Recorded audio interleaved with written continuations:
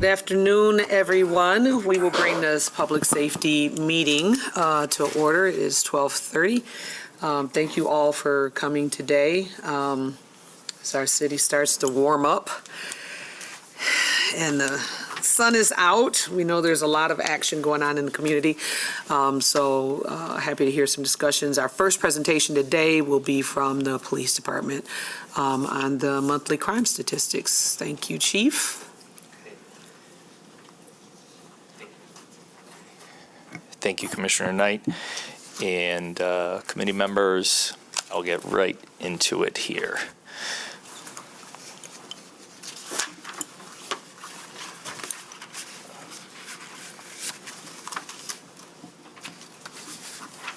Okay. Again, a topic of conversation I just wanted to show you so you could visualize it. Also, our publicly available data portal has been updated, and we're still working out some kinks, but it's more pleasing to the eye. And if you go on the city's website, the police department's website, you can access it, and that's where these images are taken from.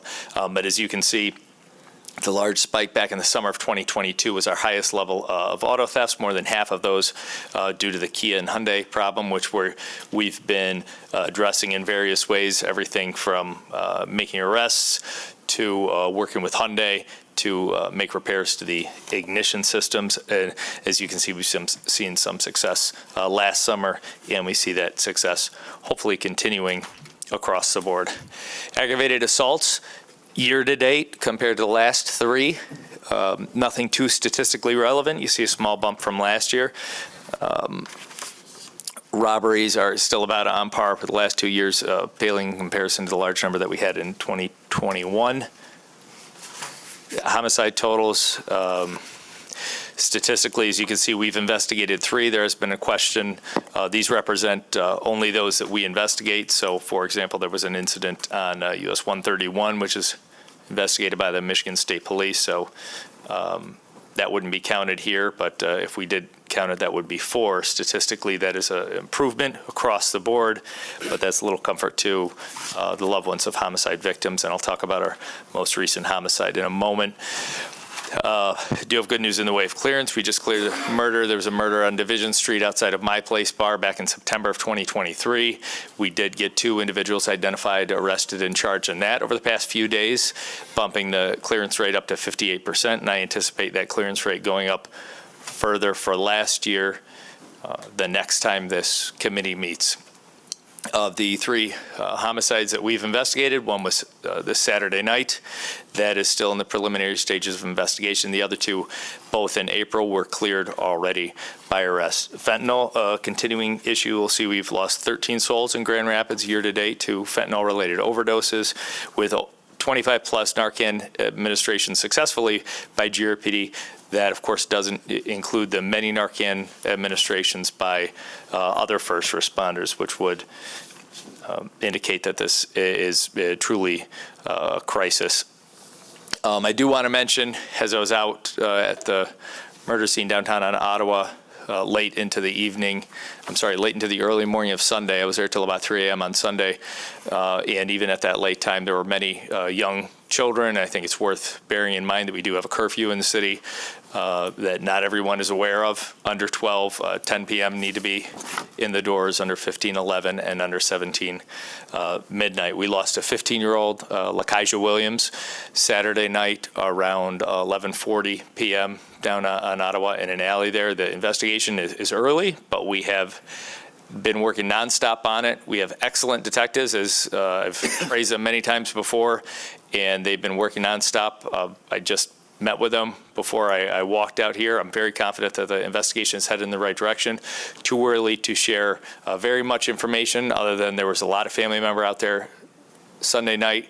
She was very well loved. A lot of spirit and energy. She will be very much missed, and she comes from a strong family, and I know they're eager to have the small amount of closure and peace that an arrest will make. So we're looking forward to continuing this investigation and getting a just conclusion as soon as possible.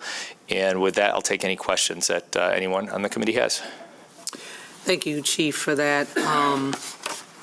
Just thinking about that area where the young people were down there and how we're trying to figure out ways to not only better protect our young people, but our community. Any thoughts about ideas on how to do that? So could there have been more lighting in that space, and are there more cameras that can be accessed and put in some of these spaces downtown? And then also the follow-up on the curfew hours. Back in the day for us, it was, streetlights. Right. Streetlights is down, you're at home, but we also had neighbors that kind of policed you as well. And we know that era has shifted and changed. How are we communicating with our families or our community that this is actually still here? It still matters, right? This is a 15-year-old girl. So the group of them being out there, and then how is that enforced? But then does that enforcement put undue or unnecessary strain on the families? And what can we do to better educate people as we are moving into the summer, as you see more people out and about and in the streets, to make sure that they understand that this is important, right? To make sure that our kids are protected and that we're paying attention to where they are. Yeah. Thank you, Commissioner. And I'll answer the last question first, and that's I wanted to start with the communication here today at Public Safety. I did 5 interviews with the media yesterday. I think this is a very important topic of discussion to have, is curfew. I didn't want to bring it up yesterday in the media. I do anticipate bringing it up forward. And the reason I didn't want to do that is I didn't want to appear to be victim blaming at all, saying that Kaija in some way was responsible for being out too late. She was not. She was 15. It was only 11:30. She wasn't even in violation of curfew at the time. So, but moving forward, I would like to make this more of a topic of discussion, A, for education, and then B, oftentimes the police are called upon to enforce the curfew. We would rather the message get out without the police being involved for 2 reasons. Number one is that, we prefer to prevent more violence instead of doing so by taking children and then putting in the police station and calling their parents to come pick them up. We like other adults to take those steps proactively, but also when we do enforce curfew in that manner, it doesn't result in any sort of criminal charge for the child, obviously, but what it does complicates for us is it takes the police officers off the street at our busiest time, generally at night. There were a lot of kids down there on Saturday night into Sunday morning when I was down there, many of whom were in violation of curfew. But unless we had dedicated officers just specifically for that task, we're not really the best poised to work on that. Having said that, we will have additional officers there this weekend following this very serious incident, spreading the word about the curfews. If individuals continue to be in violation, I could anticipate them being taken through the process of having the parents formally come down and pick them up. As far as the other issues, this is probably the most shocking murder since I've been here. I would say 15-year-old child killed is a very big deal to us. So we've been thinking about it nonstop, and not just from an enforcement point of view. Obviously, in the short term, our goal is to identify the shooter and bring that person to justice.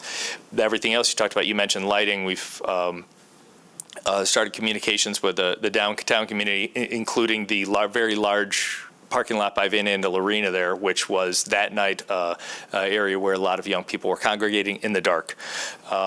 Additional cameras. We actually had a portable camera trailer down there, which, judging by the flight path of the shooter, from what I could tell from the evidence, the shooter most likely ran directly past that. I haven't reviewed all the video evidence, but I know the detectives are working as we speak doing that.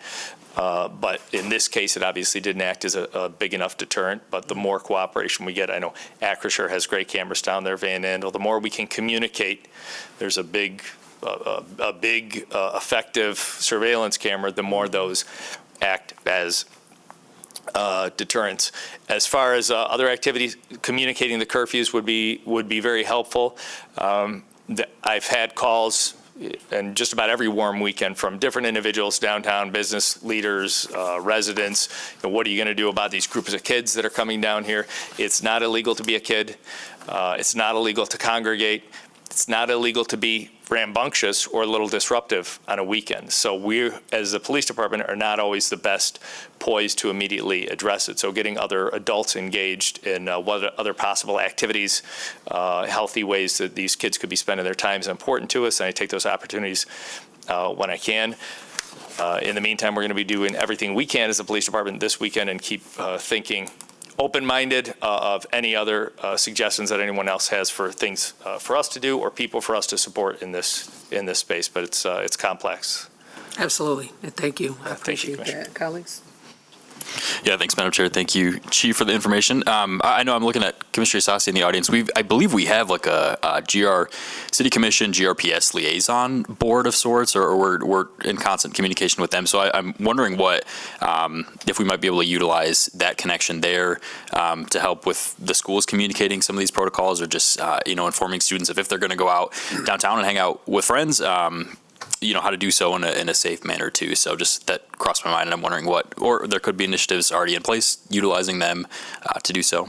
I appreciate that. And communication is most of the time free, and we have a good collaboration with GRPS. I plan on talking to them very soon today, actually, about this and other issues. And I meet at least monthly with their Chief of Staff and Director of Public Safety. And if it's a matter of communicating to all GPS students just the curfew information, I mean, it's really about, as you can see at the top, keeping kids safe. This is not about getting kids off the street for any reason other than making sure that the kids we're getting off the street are in a safe environment.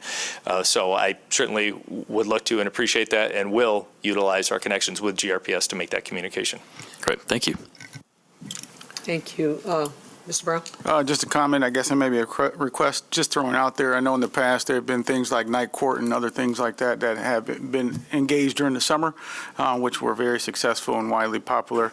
I don't know if there's other things. Again, I'm an athlete. I used to be an athlete, but I'm an athlete now, so those things appeal to me. But other things like that might be able to, if there's things that would come up that might appeal to other enrichment opportunities at night. I know kids like to hang out downtown. It's cool. We've made a vibrant downtown. It's cool, but just throwing those out there are some options for as you're talking with other adults. And then the second thing is on the fentanyl crisis information. If we could just get what it was last year, just as a barometer, just to see kind of what direction we're heading in from year over year, that'd be appreciated. That's something I should have been doing, and I'll get those numbers, sir. Okay, thank you. Mr. Brown, Commissioner Goy? Chief, thank you for your report, and along with Commissioner Robbins, I would like to suggest to you that message of the hours should not only be sent to GRPS schools, but also to other schools within this community, the charter schools, the Christian schools, Catholic schools, things like that. Thank you, Commissioner. I'll just add to that surrounding districts as well, too, because their kids come downtown as well. Absolutely. I'm We sorry. have one more? Yep. Thank you, Chief. I probably have more of a preemptive question, but it has to do with increasing traffic. The weather's great. We're getting to be a popular destination for entertainment, et cetera. And I notice a lot of what I'll call the motorized skateboards, other scooters, standing motorized, whatever they're called, that are on sidewalks. I wonder if there should be any clarification about the rules of traffic with those. Some of that comes along, it seems like 10, 15 miles an hour, and it can be ankle problems rather than, it's not a fatality type thing, but it's still of concern. One thing we've talked about and that other cities have taken advantage of is signage. Now that we do have an ordinance in place to prohibit the riding on sidewalks, and that would be a good question to talk to if there was somebody from Mobile GR. Oh, I thought she was behind me. I am. Oh, okay. So it's a discussion that I'm happy to have. Yeah, communication is the key. We're not looking to throw people in jail for riding on the sidewalk, especially young people, but messaging out that it is dangerous. The scooters can top out at, 20-25 miles an hour probably. Maybe it just looks like that because I'm old. But safety reasons, and additionally, for example, this weekend we will have additional officers downtown. It is not uncommon for the officers to take the time and say, hey, get off the sidewalk. Yeah. It's the law. Thank you. So, Thank you. That's important because somebody actually mentioned that to me earlier. speaking of mobile GR, if you have anything to add, you want to add to that? Please share with us. Yes, the city commission approved a modification to the bicycle ordinance, which essentially included scooters, one-wheels, hoverboards, all type of motorized wheeled devices, so that those devices are required to utilize the bike lane and have to stay off the sidewalk. It also limits two-person riding, things like that. So there will be signage that will be coming that basically says walk your wheels in kind of the downtown district if you're on the sidewalk or things like that. So those should be coming up soon. Appreciate that. It'd be very helpful to know what those rules are in case that the opportunity comes up to talk to somebody about it. Yep. Or necessary. Thank you. Thank you. City Manager? Thank you, Madam Chair. Thank you, Chief, and thank you, Jennifer, for the update. I also want to comment on the liaison relationship with GRPS. In addition to the public safety liaison that Chief mentioned, you're correct, we do have a policy group that meets with GRPS periodically. And, of course, our own Community's Children's Office liaison with them very frequently as well. And so in addition to communication of the ordinance on curfews, that we're also communicating other positive ways for them to engage in our community, specifically around the summer youth employment. You'll hear a briefing here shortly from the Parks Department on some of that other engagement activity. I did want to also remind everyone on the ordinance, those, as the chief reported, those are the hours, but if youth are supervised, they certainly can be out with the presence of a parent or adult beyond those hours. And so we want to both encourage enforcement of the ordinance, but also adult supervision, good parenting, particularly late at night. And that's not the sole responsibility of the police department to supervise children after hours. So we need to ask our parents and adults and community organizations to also to help in doing that. And I do want to also just kind of be mindful as we speak about, violence occurs in many different areas. And it could occur walking, could occur riding. We have vehicular accidents. We have sometimes people who have drive-bys in vehicles. It could occur with a bike. I think when we're looking at these incidents, it's important to look at all the extenuating circumstances. But at the end of the day, it is in gun violence, it's the gun itself, whether someone was on a car, a bike, walking, running, whatever. And so I think it's always important to pay attention to the root cause and what can we do to really get the illegal guns off the street, and particularly when they're in the hands of minors and youth. And so I don't want us to lose focusing on mobility, which I'm certainly happy to do that, but within gun violence, we really need to make sure we stay focused on the root cause and solving that. Mr. Kettle? Madam Chair, I apologize for being late. It's Drew's fault. Appreciate that. Sometimes in the effort to be a cool city, we get out there a little bit. Not my generation, of course, but so anyways, the city decided we're going to have all these scooters and bikes and everything, and now we're complaining about it. Seems a bit odd to me. I can't get past that part of it. If you want to rid the city of nuisance of scooters and bikes, get rid of them. And then we won't find them scattered all over the city, just laying in a heap someplace. And so I'm a crabby old man. Get off my lawn. But that's kind of where I'm at. It's illogical. It doesn't make sense. Can't create a problem, then complain about it. Absolutely. And I don't know if we got off track a little bit just talking about how we make our downtown and the areas safe that our young people are hanging out in.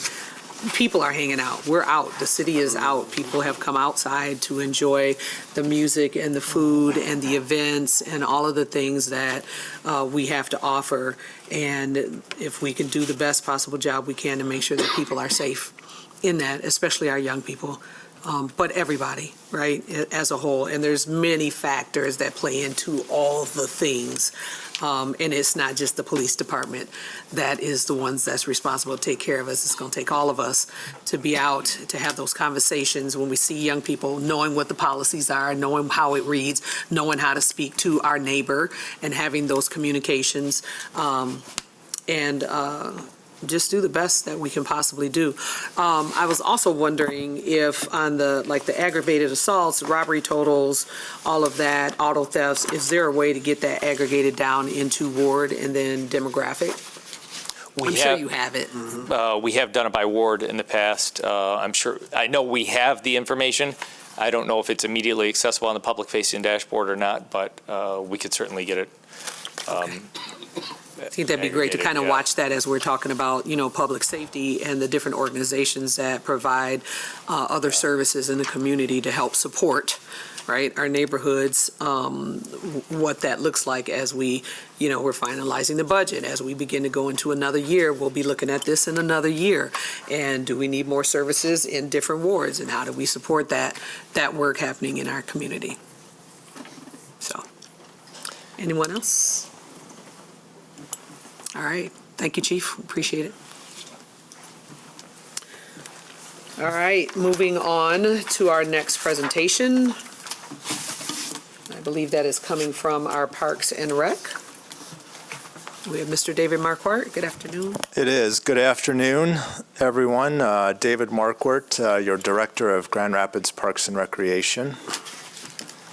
It is a privilege to be here today serving alongside our police chief and their amazing department and the work that they do. So I wanted to share today with you a little bit about what's going on, with regards to the chief's last slide in keeping our youth safe. We offer a number of opportunities in the Parks and Recreation Department. The first of which is our pools that will be opening up on June 7th. We coincide the opening of our pools every year with the last day of school at GRPS. So we're looking to capture the excitement, the enthusiasm, and the energy that the kids have and giving them something healthy to do right away. The pools are open 7 days a week. Essentially this year, June 7th through mid-August, August 17th in this case, this calendar year. And the pools are open generally 12 until 7 each day with the exception of Sundays where we close a little bit earlier so that we can do the chemical treatments necessary to keep the pools healthy. The pools are relatively inexpensive as well, so $1 for admission for 17 and younger as residents. Non-residents is just a little bit more than that. Still very inexpensive activity to engage our youth and their families. In addition to that, we've got our 4 summer day camps. These are located at Garfield Park, Joe Taylor Park, Martin Luther King, and then Roosevelt Park. The city runs the 3 park locations with the exception of Joe Taylor. We have partnered with Baxter Neighborhood Organization for a number of years and will be doing so again this year to run that neighborhood camp. The camp hours are generally 11 to 3, 12 to 4 at all other sites. And so again, we're keeping those youth engaged earlier in the day, and then they have the options for other activities throughout the course of the rest of the day. We serve about 300 to 400 youth on an annual basis through these 4 different campsites, so that's a really good number. We're looking to always grow those numbers through good communication and surveys that we put out at the end of our camp years as well to the parents. In addition to those activities, we've got our free summer outdoor fitness series that just got underway recently. These are 16 classes that we run for a total of 15 weeks over the course of the summer. These are in a number of downtown park locations and some neighborhood park locations as well. On a recent run from my office at the end of my day, I had a chance to cross the Blue Bridge at the start of my run where we had a Zumba class taking place. Worked my way down the riverfront to behind our city's water building where we had some of our rowing machines and our spin bikes outside, some great activity there, some great music. And then at the top of the hill, Belknap Park, of course, we've got hundreds of people that typically partake in our yoga classes up there, sunset yoga, on a weekly basis. So some really great activity taking place at all hours of the afternoon and into the evening hours as well. In addition to that, based on some of the feedback that we've had through surveys that we run in our department, paddle sports are high on the list for residents that we serve, and so we are bringing back the kayak rentals out of Canal Park for a nominal fee of $5. In addition to that, we've got guided tours that get going this coming weekend. So there's some paddling lessons that are included with that guided tour, so if you've never been in a kayak before, we'll give you the basics and help you get on your way and feel very comfortable in that sport. In addition to that, we've got our family paddle nights up at Riverside Park. We're in about, I think, our third year of offering this free evening event. This kicked off last Friday evening. It was the culmination of our paddling experience that we put on over the course of 1 week with GRPS, where we put 1,000 eighth graders on the water for a paddling experience over the course of 1 week. What's really remarkable about this is that we are capturing children and youth that have sometimes never even been up to this side of the city or at Riverside Park for that matter as well. And so they're typically going home with stories, some experiences, some very positive experiences, and sharing that with their family and their parents. And what we've seen is that we're seeing those parents and those families come back for these family paddle nights, which is really great. And I've had the chance to serve alongside some of my staff at these paddling night events, and some of the remarks that you get from parents is pretty impactful. Things like, I've never been up to this park before, or once they come in off of the kayak, they're sharing things like, I could be out there all night. These are very positive things, and we hope to continue encouraging folks to really be healthy in mind and body. In addition to that, we've got a more tactical approach to the work that we do, and so we've taken some significant steps over the last couple of years with park security measures. Specifically in our downtown and community parks, we've added some security gates. Those exist at 6th Street Park and Canal Park, where we experienced some bad behavior a couple of years ago, and so now we're closing down those parking lots so there aren't people hanging out in their cars after hours. Those gates close down automatically at 10 p.m. and then they open up again automatically at 5 a.m. In addition to that, we've got security cameras that are running 24/7 at the 8 park locations that I have here shown on this screen. But in addition to that, we've got contracted security that patrol those downtown parks on a regular basis. They just started here at the beginning of May, and will run through, I believe, mid to late October of this season. Those patrol officers are roaming those parks by vehicle from essentially 10 p.m. until 6 a.m. In addition to that, we've got our Park Ambassador program that helps to supplement that security patrol in addition to the patrols that our GRPD units are offering as well. We've got 8 to 10 ambassadors that we employ on an annual basis. They are roaming our parks 7 days a week, generally 5 to 7 hours a day. Their day typically begins about 4 or 5 p.m. in the afternoon and then will run until 9 or 10 p.m. at night. So again, we're looking to kind of close that gap where we've got activities in the afternoon, park ambassadors roaming those parks as it becomes dark, and then our contracted security personnel coming in just after that. In addition to that, we've got our maintenance staff that are always patrolling our parks and while they're doing the work that they are set to do on a regular basis based on our standard operating procedures. Specifically, I'll call out Ecliptic at Rosa Parks Circle, where we have a dedicated staff person, one individual, 7 days a week, 8 hours per day. That's not only helping us meet our operating procedures that we've outlined for care of that space, but it's helping us keep more eyes on that park and interaction with guests as they're using that space. In addition, we are training our staff to a higher degree than I believe we have in the past, specifically around active shooter training, de-escalation training for our summer camp staff and our pool staff. It's a little bit startling for some of our younger staff and teenage employees, but we feel it's important for them to be aware of this. The feedback that we've received from them and from their parents is that they are appreciative of this training and arming our young people with the mindset that is really needed this day and age. In addition to that, we've developed some emergency action plans for each of our pool location sites and our campsites.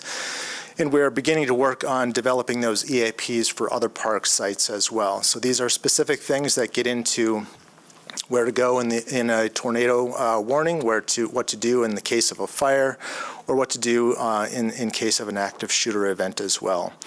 These trainings are offered in cooperation with GRPD. Again, we're grateful for that support and that leadership in helping our young people feel more confident in the work that they're doing, the really important work across our community. In addition to that, we've, of course, have the very specific pool trainings that we offer for lifeguards regarding safety, biohazards, oxygen, first aid, CPR, AEDs, et cetera. Again, to ensure that our young people are feeling comfortable and feeling strong in the work that they're doing with our department and with the city of Grand Rapids. So with that, I will open it up for questions that you might have. Thank you, Mr. Marquardt. Colleagues, do you have any questions? City Manager. Thank you, Mr. Marquardt. I just wanted to supplement all the other information with our employment program, and maybe Ms. Bohaj can give the Public Safety Committee an update on the summer youth employment program to positively engage our youth and young adults 15 to 24. Yes. Oh, sorry. So Grow 1000 will be kicking off shortly, where we employ youth from the ages of 14 to 24 throughout the community. We have youth that will come to city work sites as well as employers in the community that have identified positions. Our goal is to employ 180 this year. We have over 300 applicants and are working still to get all the paperwork in for youth to have those opportunities. And we are still working on some locations for potential work sites. On Friday will be the orientation for employers to get ready for the start of the season, and we're looking forward to it. So Shannon Harris from Our Community's Children facilitates that program and does a wonderful job.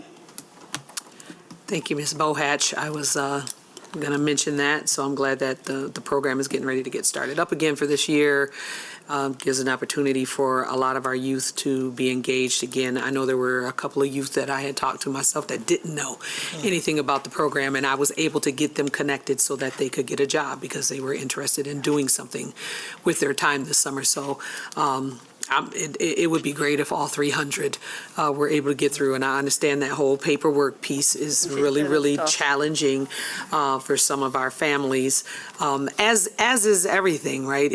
We think that all these processes and things that we have in place to really help people are easy for people to access or to actually do.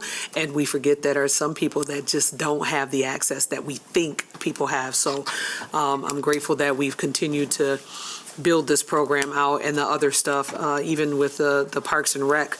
A lot of these things didn't happen back in the day, and so I'm grateful that we're pulling more things into the parks and letting our young people have other opportunities and families. I'm wondering, David, if they still do the scholarship applications for families for the pools and parks, because I know you said nominal fee of $1 or $5, but sometimes that is a nominal fee.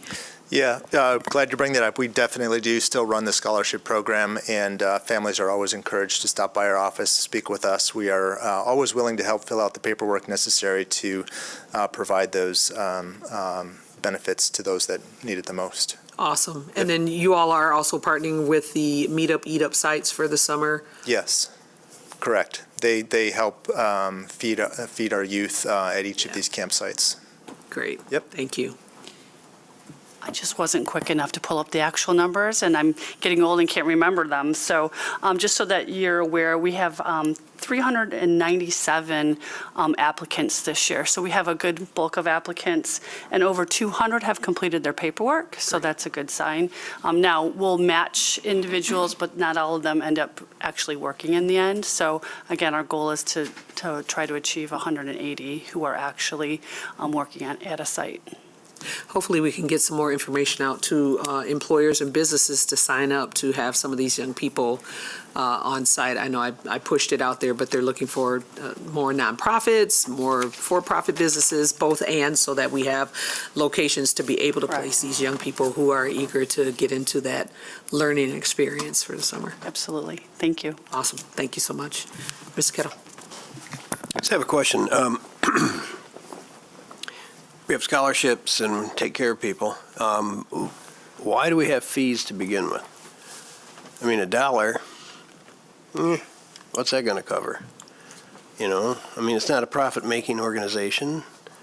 I just wondered if it's like it seems more of a barrier than an opportunity. So Right, right. I'm kind of on the outside here, sorry, but Mr. Kettle, I've had similar questions myself, and for those that staff our pools and create the staffing plans for our pools have made it quite clear to me, and in my own personal observations and being at those site locations, it helps to control numbers. It helps to control really a mindset that you're not just getting something for free. You can't just show up and be taken care of on your own. You've got to have a little bit of skin in the game, if you will, and that helps us.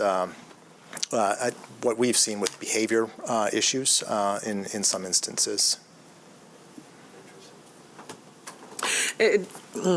Yes, that is interesting. I remember being a park leader for a number of years at Briggs Park.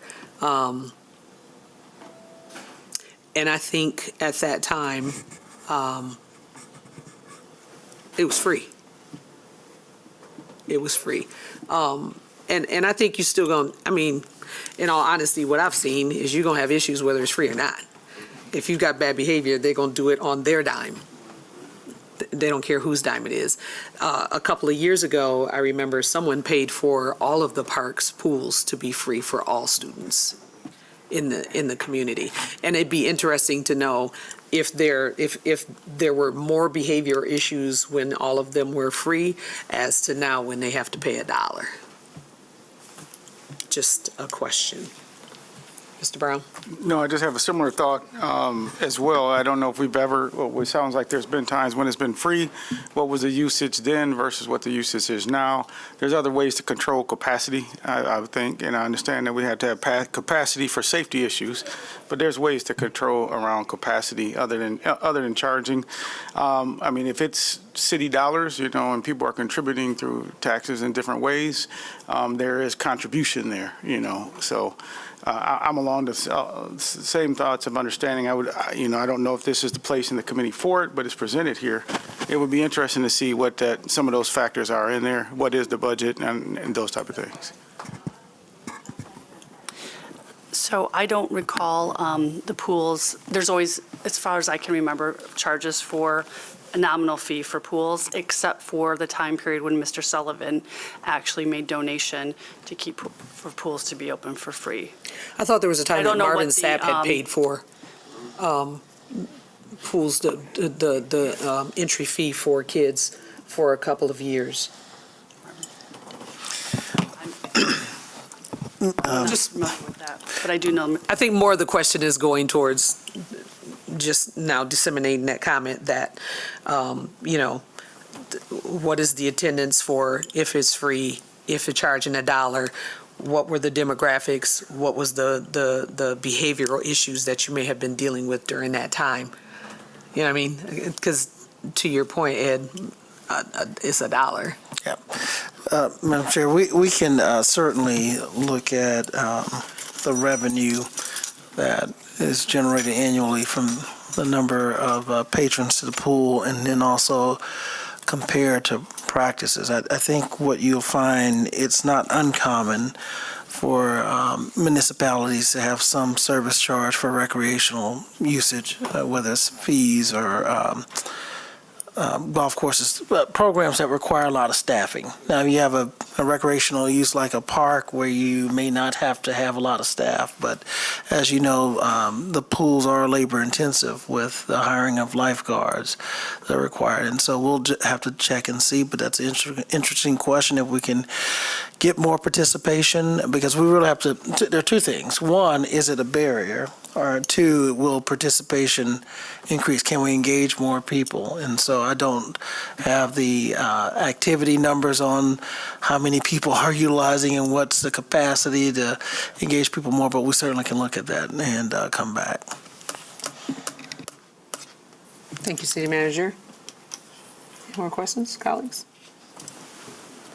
All right, it is 1:10. We are adjourned.